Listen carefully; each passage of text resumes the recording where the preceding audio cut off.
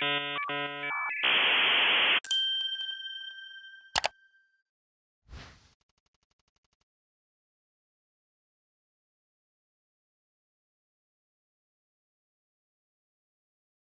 to Running a Strong Sponsorship Team. My name is Yacoub Daoud, and a little bit about me. So I'm doing my 5th year of computer science at UC San Diego.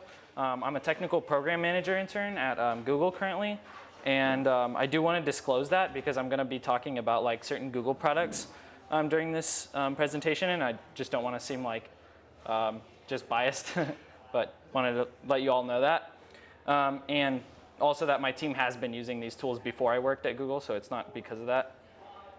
But yeah, I'm also a former Major League hacking coach. So here's an overview of what we're going to be talking about today. We're going to be talking about like an intro of just basically where your head should be, like if you're a sponsor lead and what things you want to consider. Next, I'm going to talk about planning, things that you want to do in preparation for leading a sponsorship effort, then setting up your tools, recruiting your team, training your teammates, and then you can ask me whatever you want at the end. So first I want to go over some principles that good sponsorship teams should consider. So being attentive to the wants and needs of sponsors is important, but at the end of the day, you're not throwing the hackathon for them. The hackathon is for students. You definitely want to make sponsors feel valued, but you don't want to offer benefits and agree to things that would compromise the value of the event. For example, like if you have a sponsor's API that you think is maybe not the best of its kind, maybe it's like the second best or something, you shouldn't feel bad still promoting it to students. They still have a choice if they want to use something else. But then at the same time, you don't want to give that sponsor like half an hour in the opening ceremony to do a workshop in front of everybody, right? That would force everybody to participate in that, and it could like compromise their experience. So I mean, situations can get like more nuanced than that, and you'll have to use your own best judgment. But at the end of the day, you know, use the fact that the hackathon is for students like as your guiding compass.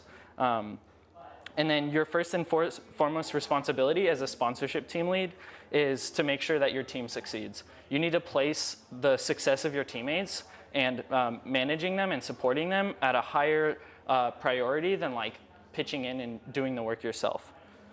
You want to encourage your team to collaborate and to provide and to give each other advice about working with sponsors, negotiating deals, those kinds of things. And later I'm going to talk about setting up a group email, which will help your team collaborate and be encouraged by each other's efforts. But some sponsorship leads like to offer little incentives, like maybe like hackathon branded swag for the person who sells the most sponsorships. Or like salesperson of the month style awards. They can be good incentives, but like if you make the rewards too excessive, then it becomes like competitive, and you don't want your team to feel like they're competing with each other. It should definitely be a collaborative, like how can we help each other vibe. And I think if you want to like still incentivize them, maybe do little things like giving them shout outs. Like when someone closes a deal, like shout out to this person, and don't just do it for the big deals. Because people have to work hard whether they close $1K or $5K or $500, right? They still put in work and should be recognized. And it's not really fully in their control how much money, what the dollar amount ends up being. That's like a lot of factors go into that. You want to keep morale high at all times.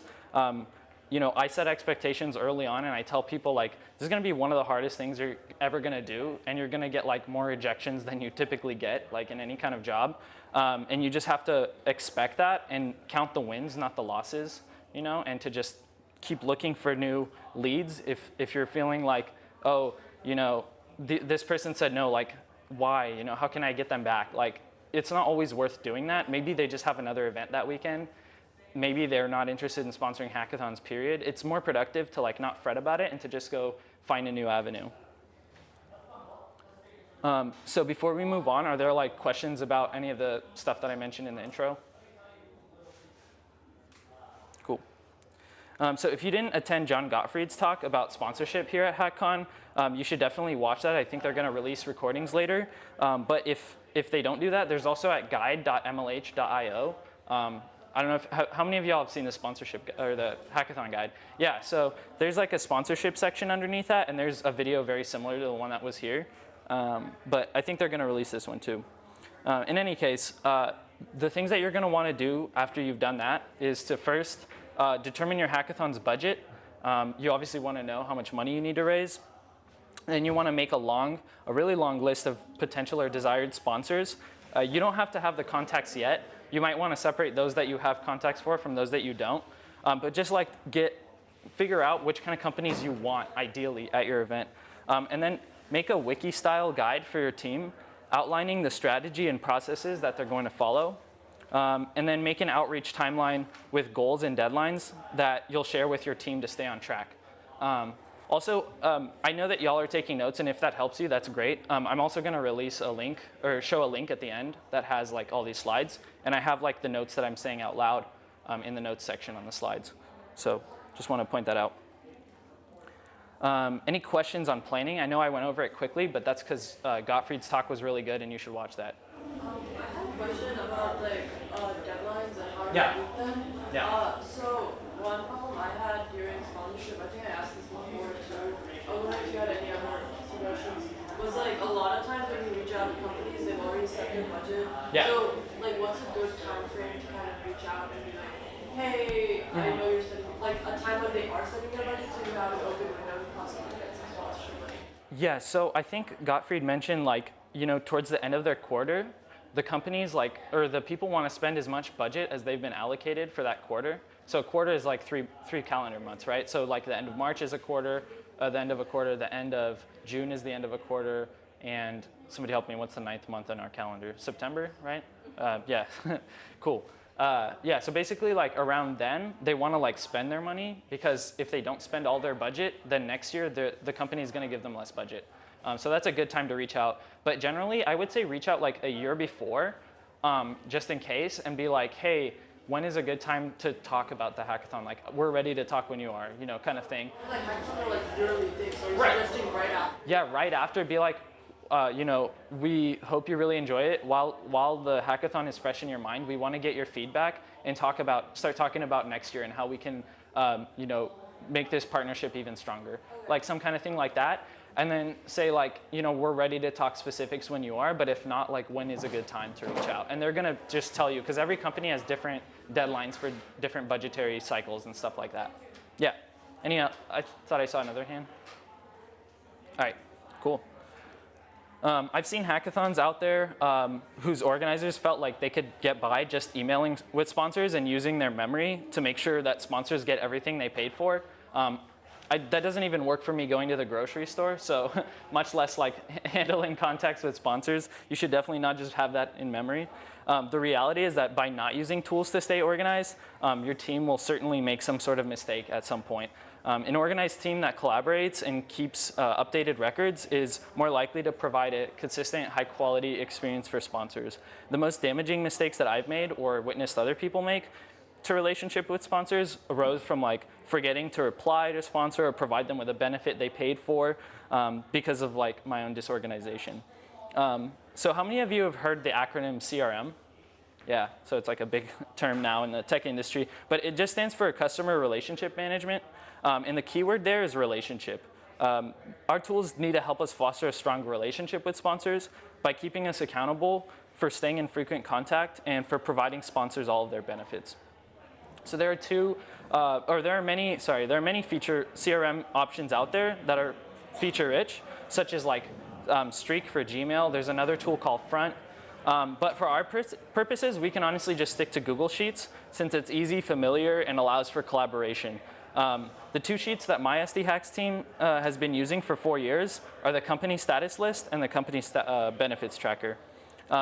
So if you have your laptop and want to follow along or just like look at the sheet on your own, you can. But I'm about to go to it here as well and show you what the company status list. And then I also have a link in there. And then you can like duplicate this sheet for your own. And there's like there's already like the columns made for you, but then there's also like some conditional formatting that I'll show you in a second that could be useful. I thought I'd be on like a podium setup, so I'm a little thrown off, but okay, here we are. I'm gonna kind of face this way. So basically, I need to zoom in a lot.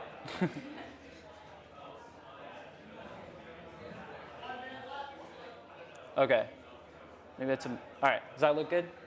So in the left column, we have the company name. So like, you should put like a company down as on record. Like if you're about to reach out to them or you want to reach out to them in the future, just like put them down here as soon as you think of one, just so you don't forget about it. And then put like the current status. So for instance, like I have these fictitious companies here, Vault Tech Corporation, if any of you play Fallout. So I put like the current status is that the deal was closed. And then I have this like drop down menu here that says like, okay, what sponsor level is it? And I just have like some, called standard plus executive custom, whatever your hackathon uses. And then you put the sponsorship amount. The date of last contact is basically when you or when they last replied to you. And just to know like how fresh a conversation is.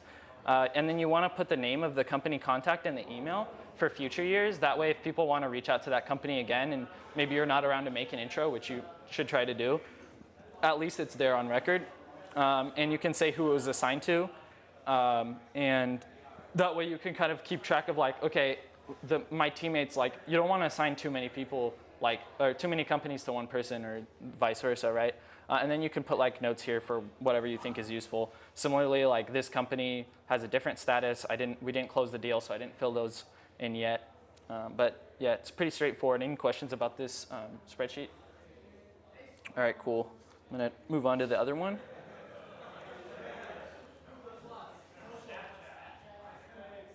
Yeah, so similar, you have like one row per company.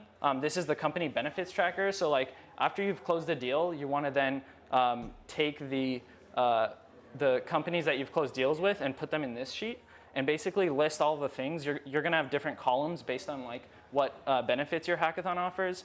But it's really important to keep some kind of spreadsheet like this or some sort of tool that tracks, what did people pay for and did we fulfill it yet? This should be heavily used by you and heavily updated by you, but also by like your logistics / operations people, if that's not also you, which it shouldn't be. And basically just this way you could say, hey, like, did you put them in the opening ceremony yet? I need to make sure they get that benefit, things like that. All right, so I'm gonna go back to my slides. All right, yeah, so try to be thoughtful when assigning companies to teammates. So the most technical teammates should probably be working with the most technical companies. So like if a company is like selling, I don't know why this company would sponsor, but let's say it's like a CLI company that sells like continuous integration for like your GitHub projects. Like you probably shouldn't have someone who's like a business major working with them because they're not gonna be able to understand like the different benefits or things that the company is promoting. And then also one thing to consider is like the teammates who have the most experience in sales / sponsorships. You might give them the companies that like traditionally offer at like a higher level, just at least while these other people are still learning. If you can, I think something that I found really valuable is assigning people companies that also fit their like background industry. So like if we have like a genomics company, we should probably put like the bioinformatics major to work with them. They'll be like, not only will they be able to converse with them better, but also like they might be interested in working there. And if they see this, their job as sponsorship team members as something that like helps their own career, they're probably more motivated to like put good work in. And you should always just kind of be cognizant of like what benefit are they getting out of this other than just helping the community, right? So as soon as a deal is closed, you'll want to record it in the benefits tracker, as I mentioned. You want to make sure that that's updated. It's really up to you to do that because data is only useful when it's visible and accurate. So it's your responsibility to keep it up to date and communicated to organizers outside the sponsorship team. This will be critical to ensuring that sponsor benefits are fulfilled in a timely manner. It's also handy when people just ask questions like, okay, which person is working with X company? Because I need to ask them info about their opening ceremony slide. And people just generally want to know how sponsorship is going, right? Like your team wants to know if the hackathon is going to happen, if there's enough money for it. So it's cool to like keep them in the loop on that. One tool we use is G Suite, and it's a Google service that allows organizations to manage like Gmail, Drive, and other things. So you can like grant entire groups access to certain folders. It kind of just makes things easier. It's free for registered nonprofits. So like my engineering student council is an IRS nonprofit, and you can get that for free that way. Or if your school already has G Suite, they can maybe give you your own like domain and you can manage like your own team. We've done that like before for a different student organization I was part of. So just ask, you know. And it includes Google Groups, which I'm going to be talking about next. And that's basically a mailing list that you can say like sponsors at yourhackathon.com. And then you can give that entire group, like I said, access to folders. Or if if you CC that group while you're emailing a sponsor, everybody on the team is going to get it. And that's great, not only so that everyone can be like on track with what benefits we're offering for what prices and things like that, and being all on the same page. But it also kind of like encourages people, you know, if you haven't really been reaching out to companies that much, but you're seeing that your teammates are like constantly sending these emails in your inbox of them reaching out to different companies, then it kind of like encourages you to step your game up. But yeah, once your G Suite account is set up, then you would just visit admin.google.com. And I'm going to go over here. Hopefully it doesn't ruin everything again.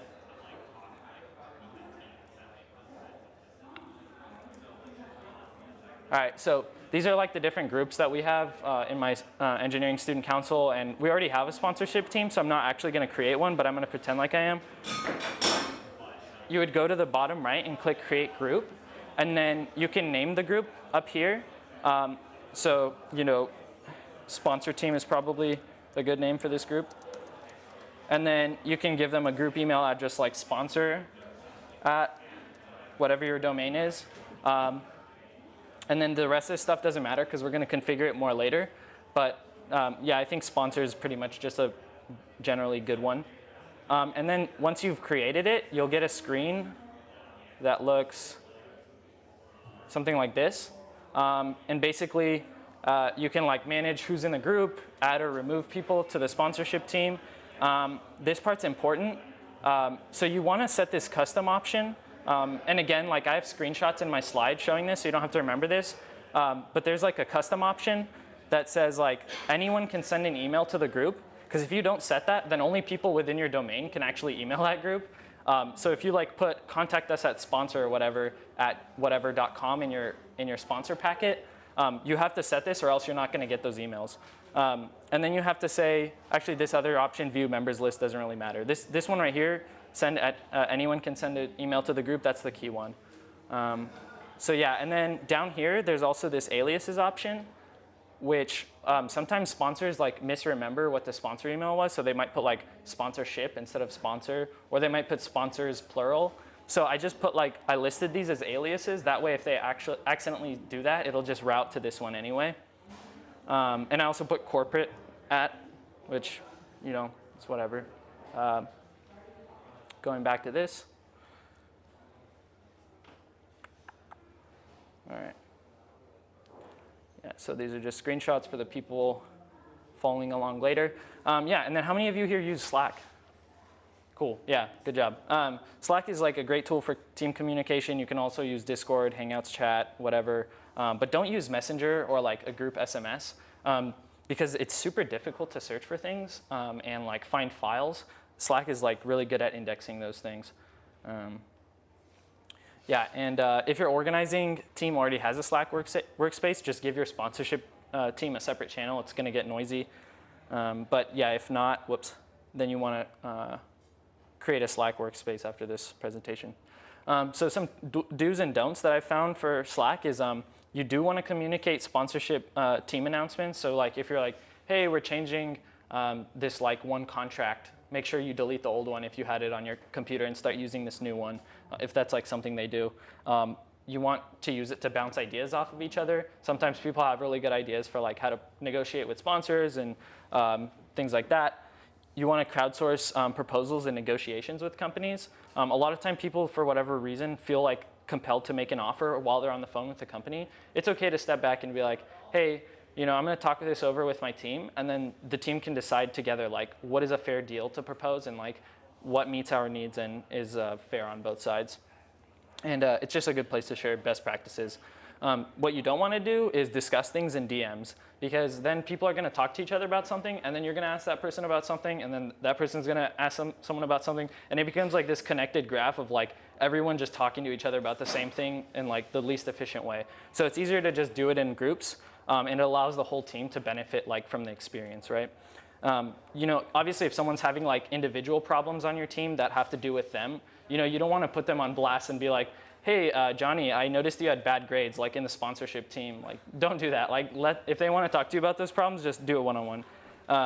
But yeah, there's this recommended reading that you can check out the link later on my slides, but it's just some best practices for using Slack.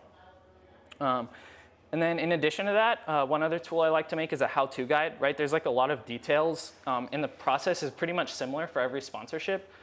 So I found that it's best to just have a how-to guide that runs everything from like doing the first email to like a sample script that they can use when they're talking to sponsors on the phone, different things like that. You want to like maybe list rules like, hey, every time you send an email, you have to CC our sponsor mailing list so that we can all see it. That's what the guide can be useful for. You just don't want to make it overly long because then nobody's going to read it. But think of it kind of like API docs. It's not something that they have to memorize, but like when the moment arises, they should remember that they read it here and then go refer back to it. So rules and guidelines are things like, always CC sponsor at hacks. I kind of mentioned this already, but email templates, phone call walkthrough.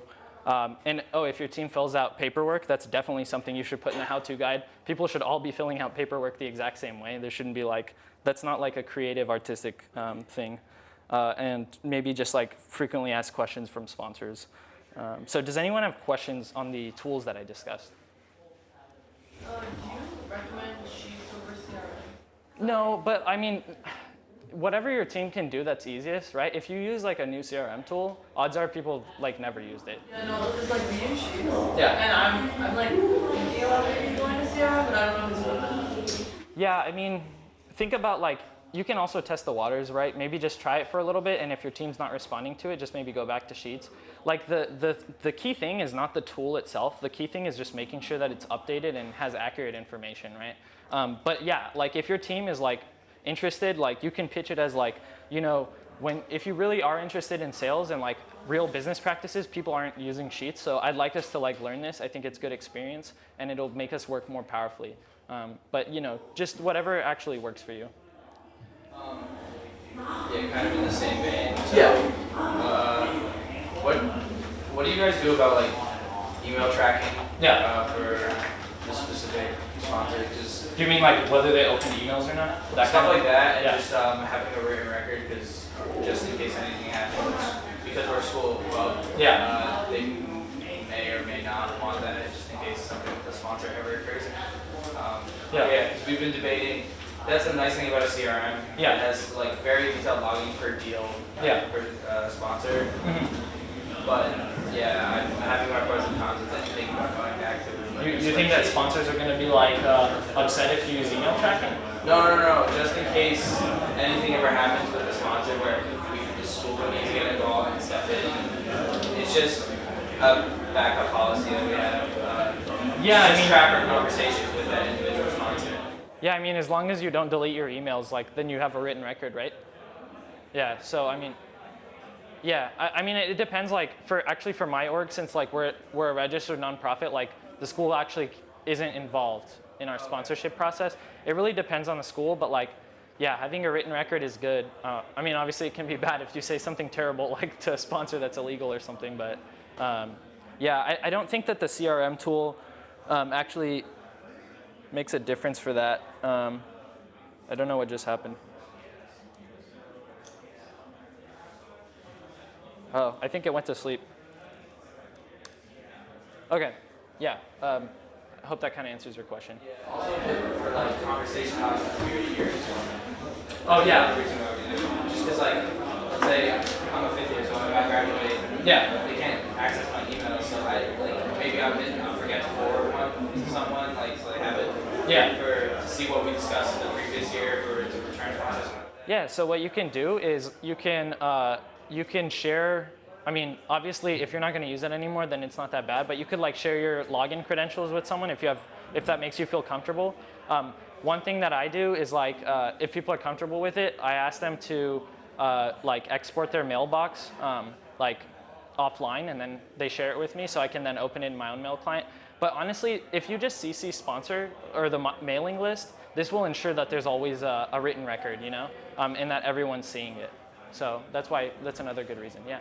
That maybe from was that we had like one email sponsorship, and then everyone on the team kind of has the password for that, and then they only send emails from that one account. So like that way everyone in the team can see what everyone else is doing, as well as like there's no issue with like security and privacy. So.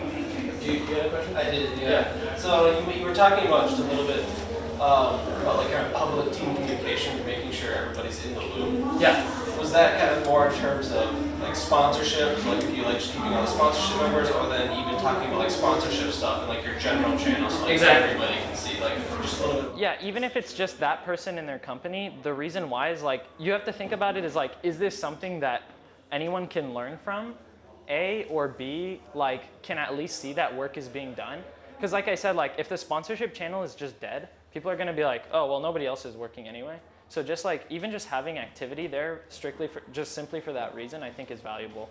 As long as it's not like sensitive information, you know, which it rarely is. And then when would you kind of bring things, do you ever bring like general sponsorship kind of activity to the general channel as well, or you just kind of keep it? Sometimes like, yeah, sometimes I like to be like, hey team, like to the whole organizing team, like we're at our 50K mark and we've raised enough money or whatever, like high level milestones like that, I think kind of pump up the team. Or if you want to share with like the logistics team, like a new way that we're carrying out a sponsor benefit, like maybe we're going to have banners in the venue now and they're going to include sponsor logos. So, you know, things that people outside the sponsorship team need to hear. Does that make sense? Yeah. All right, I'm going to move on just for the sake of time. But real quick, I want to poll the audience. What do you all think is the most important factor in whether or not you will raise enough money? Like, anybody have any ideas what they think is like the most important thing for the whether you'll raise your budget? Just motivation of sponsorship team. Yeah. I think it's like a numbers game pretty much. How many people can you reach out to? It's just keeping sure like your sponsorship teams hitting their targets. Yeah, no, I agree with that. I was going to say the people, and that's pretty much dead on. For me, it's making sure that they have like the right strong work ethic and the skill in that order. I think work ethic is more important than skill. People like to get like hacky with sales and be like, we just need to work smarter, not harder. And that usually works for most things. And like, you know, obviously there are techniques like I mentioned that can help you, but at the end of the day, it's always going to be a hustle. Like even if you have like the best formula for like selling, you know, more than half of the companies you reach out to, like just cold emailing and cold calling, are just not going to be interested. And that's just how life works. They have other priorities, don't have budget, whatever. And so it's really just about hustling. And, you know, in order to find people who will hustle, you have to take recruiting your team seriously, and then invest a good amount of time and your energy into training these folks to be the best that they can be. Because, you know, like you said, it's the team that closes deals. They don't close themselves. So if you plan to have more than 5 sponsors at your event, you should definitely recruit other people to help you. Otherwise, it's probably not really necessary to have a whole team. A good candidate is someone who's empathetic and can listen and understand what people are looking to get out of their sponsorship. You know, like on the phone, companies like will sort of hint at different things that they want, and you want people who are good listeners, like in the interview. They should also be driven and hardworking and be able to speak in technical terms about tech products, and should be invested in some aspect of the work in terms of having like maybe a relevant career to that. I find that like it's the people who say that they're just doing this for the good of the community, often they're the first to go because they actually don't have some, like if they have like a really difficult like exam or some like homework that they have to do, they'll always put this as a later priority because they don't see this as part of their career. And obviously everyone's putting their career first while they're in college. So that's why I think you have to look for people who actually see this as part of their career while you're recruiting. So one question I like to ask people is like, what do you hope to get out of joining the team, right? And you know, if they don't answer this like the way I said, you don't, you know, obviously ask them different questions in the interview, but I like to personally hear things that are kind of like, I think this will be a great experience for me, and you know, when else do students really get to raise, you know, hundreds of thousands of dollars or however big your hackathon is, or even just thousands, right? The next largest thing I can think of is like associated students, but their money is kind of like allowance, like they just get it out of tuition and it comes every year. So this is more like real business. You have to like build a product that people are interested in paying for, and you have to earn their business each year. So look for people in that like mindset. You want to first ask your friends, because like I said, it's important to find people who are hardworking, and you can't really gauge that off of a resume. And then secondly, ask friends to make referrals. And if you still don't have the people you need, asking your own network and your network's network, then go ahead and just start advertising.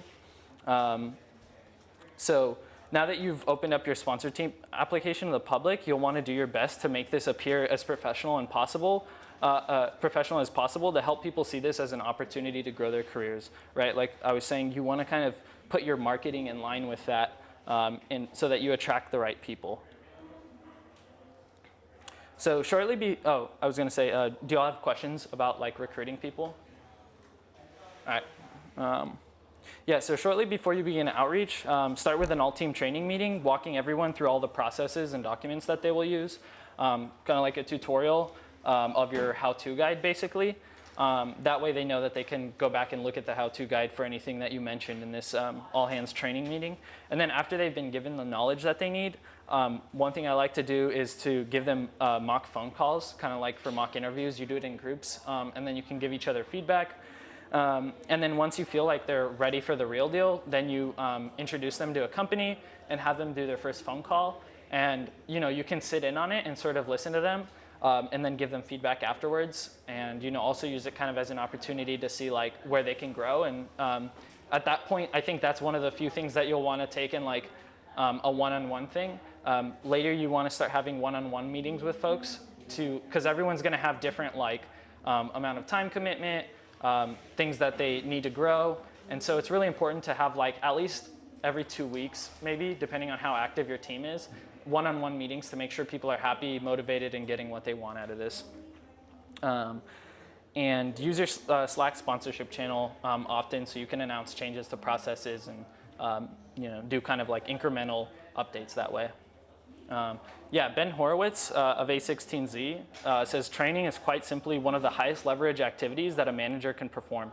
You need to take training very seriously and get started as early as possible. As I mentioned earlier, it's generally a better use of your time to support your team's success than it is to like try to step in and do it yourself. If your team is missing deadlines and not raising money quickly enough, it can be tempting to do outreach and take on companies yourself. And if they're just overbooked for time and working very hard and the hackathon is happening soon, then that might actually make sense in that case. But like if the event is still a couple or more months away, then you need to think about like stepping in and doing it yourself as sort of like taking out a loan, right? It might be kind of easy now because the companies are not communicating with you that frequently 2 months before the event, but you have to think about in the future, if you're working with like 10 companies, that's 10 companies that are going to be emailing you and calling you while you're at school, like the week before your event, and you definitely don't want to be in that situation. So delegate early on, and on the flip side, if you help others succeed with their outreach and invest in their growth, they might not be as good as you at this very moment, but like it grows them, and every time that they get to take a company, they get better and better. So then later on, they're not going to be as reliant on you. So yeah, you should refrain from assigning yourself to too many companies. And like one thing that I still do is like I reach out to a ton of companies if other people are busy, but then instead of like taking them on myself, I say like, great, I'm going to introduce you to this person who can work out the details with you and be your point of contact moving forward. Or like you can say, oh, this person will be joining us on the call, and just have that person email the company themselves. And I think that second option is kind of the most natural way to introduce someone else into the conversation. Are there any questions about like training people and getting them, to be the best they can be? All right, cool. So, if you're really interested in getting organized, like I said, you can check out Streak CRM in front. I have links to that in my slides. I personally use Streak with my team, and I feel like it's pretty powerful and doesn't have a huge learning curve. In fact, it kind of looks like a spreadsheet, like in its main interface. You can see what I'm talking about later. But I've also heard good things about Front. It's like more powerful, but it's like it's like a solution that kind of takes some getting used to, and it's not maybe familiar. It also doesn't seem to have a free version, but if you're using this tool to help you raise money, and you think it's really going to work, then you probably shouldn't feel bad investing like, $30 a month or whatever for your team to be able to be more organized. Right? I think it's worth it. So yeah, that's all for my presentation, and I hope you learned something and found this useful. I'd love to answer any questions you have now. I don't know when they're going to kick us out, but we can keep going until they do. And also, if you want to get in touch with me, that's my email, my Facebook, and Twitter. And again, these slides are available at that link, tinyurl.com/sponsortalk. So if you want to take a picture or whatever. So yeah, does anyone have any questions? Yeah. Do you recommend that like the director or president is kind of the head of the sponsorship team, or do you think that you should have someone who's the head of the sponsorship team underneath, like kind of like 3 tiers of them too? Yeah, that's a good question. Well, so every team is structured differently, so I don't know how many tiers you have. I directed SD Hacks in 2016, and I didn't do an internship that summer. So I directed it, and I also was the sponsor lead, and I did like maybe 80% of the company contacts. So I like did everything I said not to do in this presentation. That's what we do now. Is the president is the one who does all the sponsors. So yeah, so I learned a hard lesson from that. I would definitely not do that again. You can be like in charge of the sponsor team potentially and be a director, but I would like say you should definitely not talk to like more than 1 or 2 companies. And even then, like if you have someone who's dedicated to that, you know that they're not gonna like drop the ball on things, Like sometimes what I found is like a company emails us and says that they're interested. Like if a company emails you first and says that they're interested, that's pretty much like the best lead that you're gonna have, period. And sometimes people just don't see that, right? And if you're like a director and you're not like, you don't have enough time to like be checking your emails, then you can't like message the sponsorship team and be like, somebody needs to reply to this. So I think there's a benefit. If you can't like recruit someone who you feel confident to do it, maybe you should lead the team. It all depends, right? Like my hackathon was 1,000 people, so it was like a terrible thing for me to like do sponsorship on my own. But use your best judgment, but always try to err on the side of like, it's okay to have like free time as a director, you know what I mean? Like, so I would say err on the side of hiring someone else to just be in charge of that. I don't see what could go wrong if they're good. Any other questions? Cool. All right. Well, thanks for attending. Yeah.